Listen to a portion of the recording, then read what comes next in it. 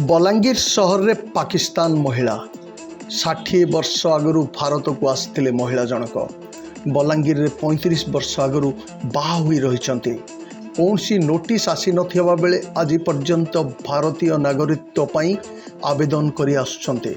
एबे चिंतारे कुक्रेजा परिवार करिवे कौन किए शुणिबो गुहारी।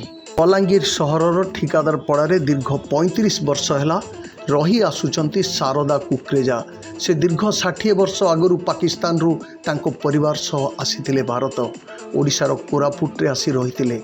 35 वर्ष तले महेश कुक्रेजा को बाहा हेबा परे से बलांगीर को स्थानांतर होइथिले। से बेठू से बलांगीर रे रही आसुचंती। तांको पुओ बोहू और नाती नातुणी सह रहुचंती शारदा। बलांगीर रे तांको भोटर कार्ड थिबा बेले भोट मध्य देउचंती। सरकार बाछिबारे मध्य भाग नेउचंती। ता सह दीर्घ 60 वर्ष है कौन सी लिंक पाकिस्तान सह नथिबा से कहिचंती। प्रतिवर्ष से सिटीजनशिप पाई आवेदन करी आसुचंती। वर्तमान पर्यंत तांको पाखकू किंतु कौन सी नोटिस आसी नथिबा से कहिचंती। तेबे एभली परिस्थिति रे केमिति पाकिस्तान को जिबे।